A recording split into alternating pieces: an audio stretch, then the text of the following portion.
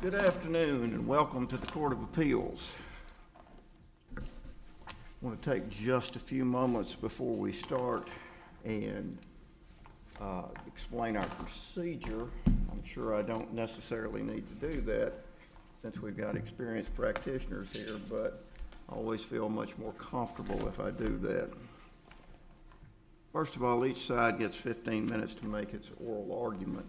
If you are the appellant and you wish to reserve any rebuttal time, the proper method to do that is after you have come to the podium and introduced yourself, you can request that from the court. The appellants may reserve up to 5 minutes of rebuttal time. Obviously, the appellee gets no rebuttal time. We have what we believe to be a fairly straightforward and useful lighting system on the podium. There are 3 lights that are on the lighting system: green, yellow, and red. When you begin your argument, the light will turn green. As long as the light's green, you've got plenty of time for your argument. Once the light turns yellow, it means you're running out of time. Once the light turns red, you are out of time, and we ask that you please respect those time constraints. Your panel this afternoon consists of Judge Kenny Armstrong from Memphis, Judge Karma McGee from Savannah, and I'm Steve Stafford from Dyersburg. One thing I do want to be sure and share with everyone who is making an argument this afternoon: all these arguments are being live streamed. What that means is once you say it, it's out there for the whole world to see. So keep that in mind. That's just a cautionary tale. Anything we need to take up, Ms. Ashley, before we call the first case? All right, you may call the case, please. Moye Jones et al. Versus Cathleen and Craddock et al. Good morning. Afternoon. Good afternoon now, Your Honors. And my name is Stan Davis, and it's my pleasure to represent Mr. Moye Jones. And I would like to reserve 5 minutes for my rebuttal in this case. All right, sir. You may proceed. Thank you so much, Your Honor. This case involves a car wreck, and this appeal involves an improper summary judgment granted to the uninsured, underinsured motorist carrier. And the facts in this case are very clear. There is a car wreck with the defendant, Ms. Cathleen Craddock. The uninsured motorist carrier has an obligation in this case to pay $50,000 per person per crash. The defendant was insured with a primary carrier, and they have paid $25,000 to satisfy their contractual obligations in this case. The uninsured carrier has an additional $25,000 beyond that amount. The issue in this case is a summary judgment motion granted to the uninsured motorist carrier based on an offset, a contractual provision for the work comp benefits in this case. And the work comp benefits in this case, it's very clear. My client was also working during the course and scope of his employment at the time of the crash. He gave notice to his employer, accepted the benefits available under the work comp statute, and according to the work comp carrier, received all authorized medical care available to him and received all benefits available to him under the workers' compensation carrier. The workers' compensation carrier had a lien of $1,571.79, and they were entitled to, the UM carrier is entitled to the credit off their $50,000 obligation of the $25,000 paid by the primary liability carrier, and the work comp carrier is entitled to get their money back of the $1,571.79.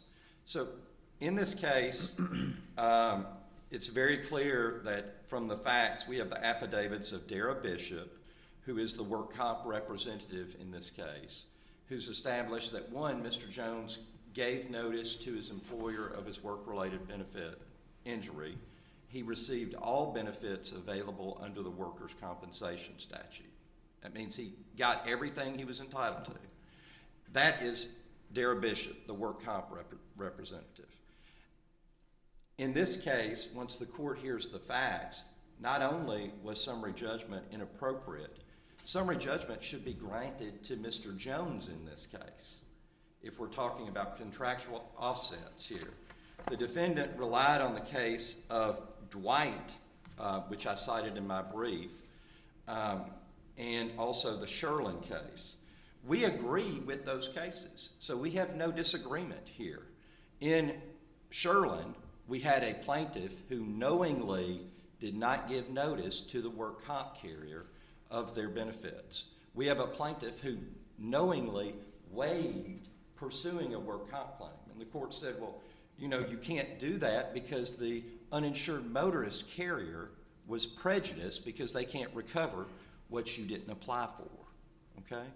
Completely opposite facts to this case, where we have a plaintiff who gave notice to the employer, accepted all benefits available, all authorized medical care under the workers' compensation statute, and they do have a lien. They have a lien that has been paid back and has to be paid back from the primary carrier. That's statutory. As we know, the work comp statute is remedial. It's been around over 100 years and is not the same damages or recovery you can get in a tort case. So that case, we agree with that case. It doesn't apply to the facts of this case. They also cited the Sherlin case and the Dwight case. Neither of those apply. We agree with both of those cases. In this case, the only affidavit, factual affidavit, that the defendant relied on was the affidavit of Dara Bishop, who's the work comp employee representative.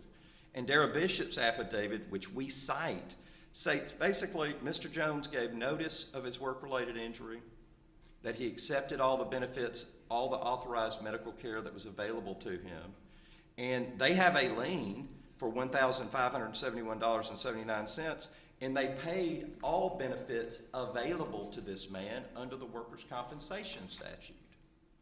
So the credit in this case is $1,571.79 and $25,000 paid by the primary carrier, the at-fault driver's carrier. The uninsured, underinsured motorist carrier has a continuing obligation of $25,000 up to $50,000 in this case. And the court accepted the Sherlin cases and the Dwight cases erroneously in granting summary judgment. Again, we filed the affidavits of Dara Bishop, Louvel Glanton, Ian Corlin, and also relied upon the deposition testimony of Moye Jones. There are no facts that would allow, in this case, summary judgment for my client's uninsured, underinsured motorist carrier. There's absolutely none. So this judgment is erroneous and must be reversed. There is no case law anywhere. We don't disagree with the case law they've cited. The facts are clear. Case law is clear. So in this case, they're entitled to a credit of $25,000. They're not entitled to summary judgment because they have an obligation for an additional $25,000. And Justices, I welcome any questions you may have regarding these facts. Let me ask you, did your client at some point elect to not receive further workers' comp benefits and seek treatment outside of what was authorized by the workers' comp carrier?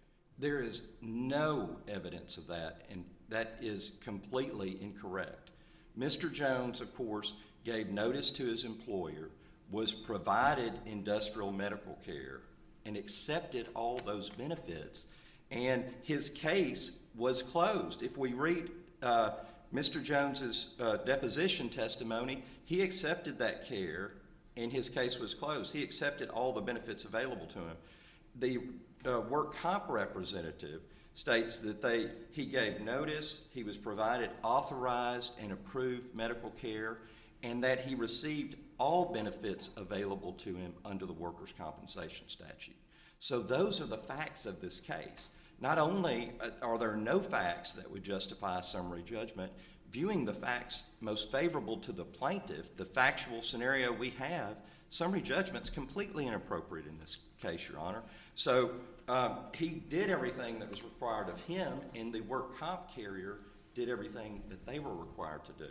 And that's very simple. I mean, it can't be any clearer than his deposition testimony and Dara Bishop, the work comp representative's testimony in her affidavit, saying, look, he gave notice, he accepted the care, we provided all benefits available to him under the workers' compensation statute. Well, let me ask my question a different way. Beyond the care that was provided by the workers' comp carrier, did the appellant seek other care for this work-related injury? After Mr. Jones received all medical care available to him under the workers' compensation statute, yes, he had care beyond that was not authorized and approved. So that is correct. But the workers' compensation statute, what's available to you under workers' comp statute and what's available in damages in a tort case are two different things. And it's been changed over the years many times from 2019 up through today.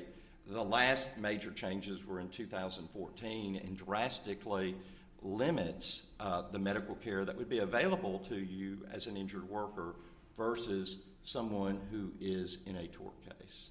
This other care that was provided, was it for an injury he sustained in the course and scope of his employment?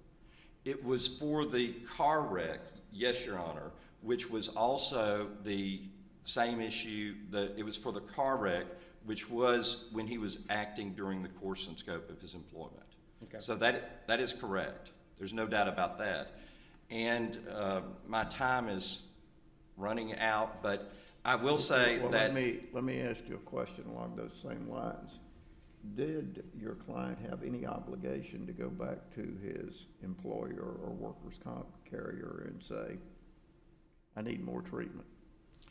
I think what Mr. Jones, his position is that he did go to his employer and still had complaints. But the facts of this case are that he received all the care that they were going to give him. I mean, that's what Ms. Bishop makes clear in her affidavit, and that's what Mr. Jones makes clear. So the answer to my question is, he did go back? Yeah, he was still asking for care, complaining. And they said no? And they closed his case, yes. Okay. All right. All right, sir, you've used your time. We will, you have your rebuttal time. And thank you so much. Yes, sir.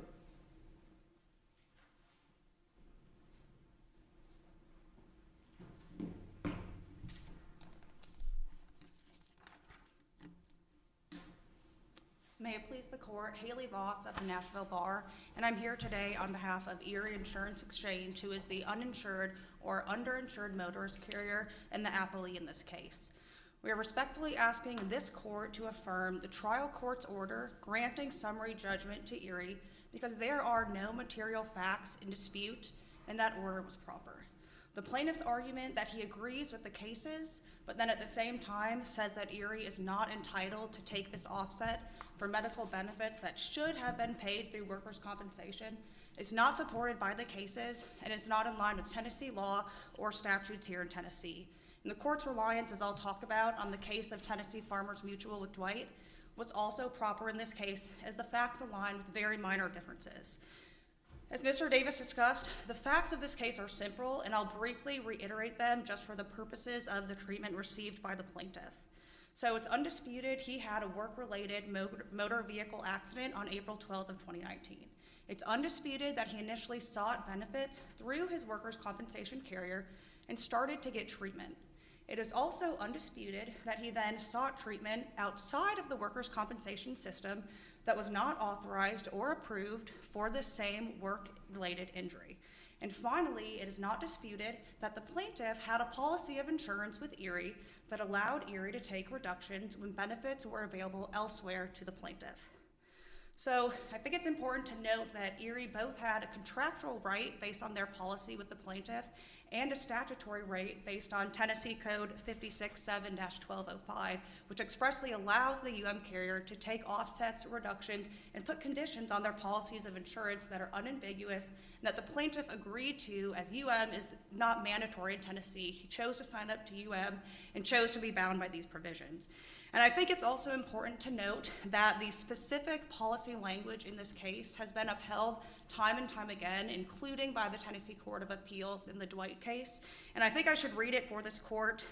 The limits of protection available under this coverage shall be reduced by the amounts paid or payable under workers' compensation, disability, or similar law. And so that's really the issue here is, yes, we understand that there is a subrogation lien for what was paid through workers' compensation, but the crux of the argument in this case today is that there were other benefits that were payable through workers' compensation had Mr. Jones, the plaintiff, elected to properly pursue those claims. So, Let me ask you, what is the proof in the record that he did not pursue it? Because this is different from Dwight in the sense that the insurance company, the workers' comp carrier, refused to pay other money. So how do you get a set-off if they're refusing to pay other money? Yes, Your Honor. So in this case, they never refused to pay any money. And I think we have to look to the affidavits of Ms. Bishop, who was the workers' comp carrier, who she did 2 affidavits. She never says in those affidavits that they refused to provide treatment. Yes, workers' compensation, they closed their file because he stopped receiving treatment through workers' compensation, but there is nothing in the record that says the employer declined care that was asked for. There is nothing in the record to show he asked for more care that was declined. So really, we don't have a situation where they declined care. It's a situation where without knowledge or information to the carrier, which is supported in her affidavit, he went and sought this unauthorized treatment. And in Dwight, it's similar to that, whereas the plaintiff in Dwight just chose not to seek any workers' compensation treatment either. It was not denied treatment, but it was the fact that that plaintiff refused to accept workers' compensation benefits. And in that case, the court still found that it was a unilateral waiver of benefits, even though that employee could no longer get those workers' compensation benefits because the statute of limitations had expired in that case. So there's nothing in this record that indicates that he returned to the employer and said, I need additional treatment, and that treatment was not afforded him. I believe in his deposition testimony, there is one part where he claims he told his employer that he was still hurting, but he states he did not ask for future treatment. So there's no time where he contacted this insurance adjuster or told his employer he needed to go back to the doctor, and it was denied. Okay.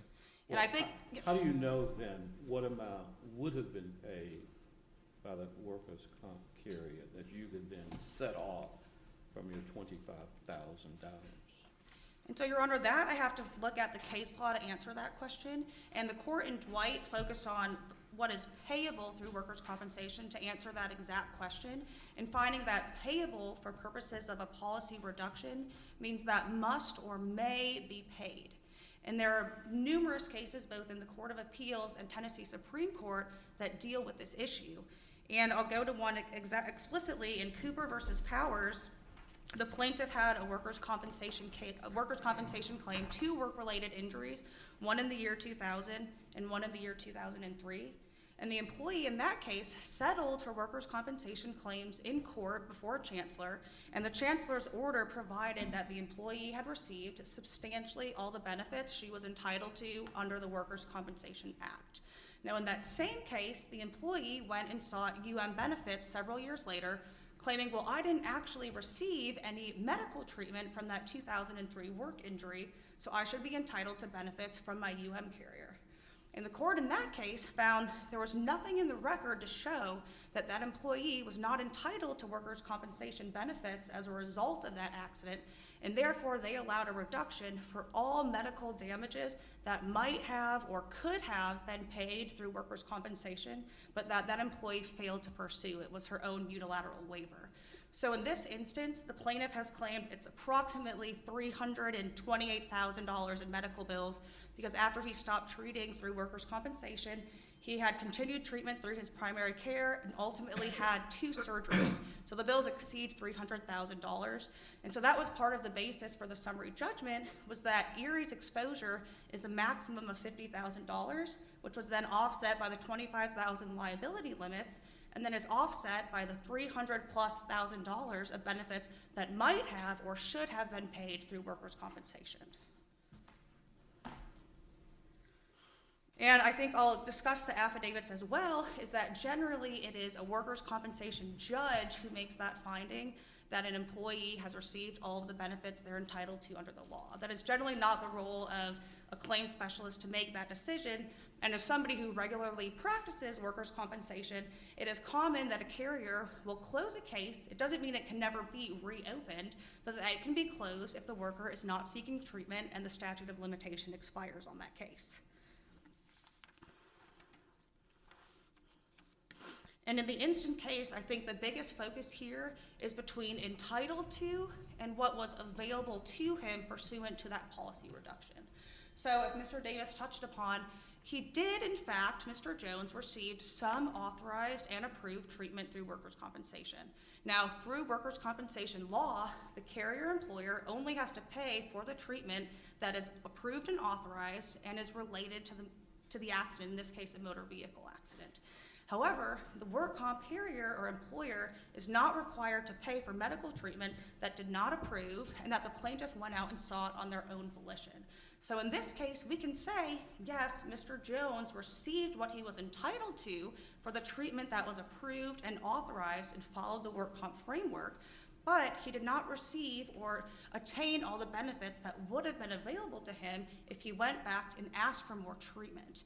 And I think it's hard to try to dice the 2 claims as separate when we have one work-related motor vehicle accident. So to say that the treatment is related to the tort case but not related to the workers' compensation case doesn't make any logical sense, because the plaintiff had a duty under workers' compensation to get authorized approved treatment and to go see the providers that were offered to him through workers' comp.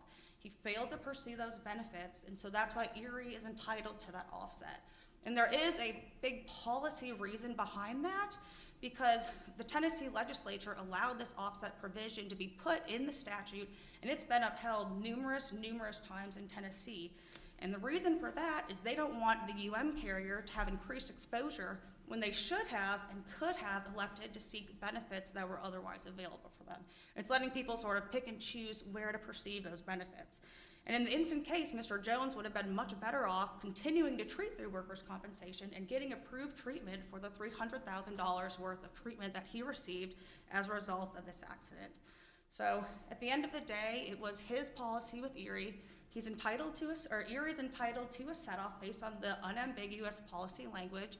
It's clear that nothing in the record supports that treatment was refused to him that he asked for, or that treatment would not have been provided to him had he tried to get it. And so for those reasons, it goes in line with the holdings in Dwight, in Terry versus Aetna, and Sherlin versus Hall, that the courts continuously allow reductions for amounts that might have, could have, or should have been paid for workers' compensation, but were not, based on the plaintiff's decision to proceed on his own. Thank you.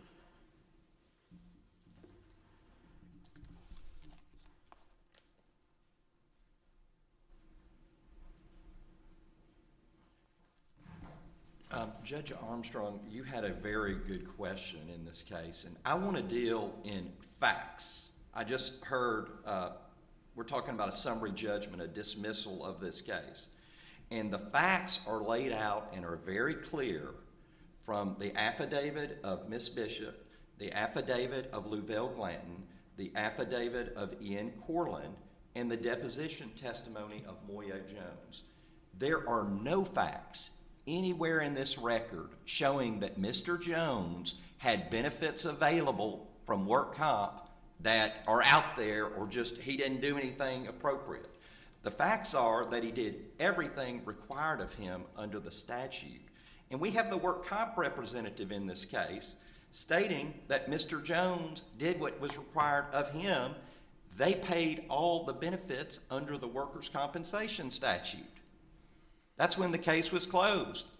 And that was Mr. Jones, in his deposition testimony, said the exact same thing, that he received all medical benefits that were offered or provided to him under the statute.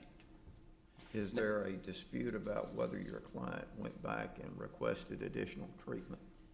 I don't think there's any dispute from the facts because he received all of the benefits that were available to him. Now, the defendant is not relying on affidavit testimony or deposition testimony or facts that would be required to grant a summary judgment in this case. In fact, with these facts, Mr. Jones should be entitled to a summary judgment. Well, as Judge Armstrong did, let me ask my question a different way. Okay. Does your client have a obligation to go back to the workers' comp carrier and ask for additional treatment or additional benefits if in fact the injuries or the problems that he's complaining of arise out of the original incident? My client's position is very clear that he did go back and they said his case was closed. That's his position.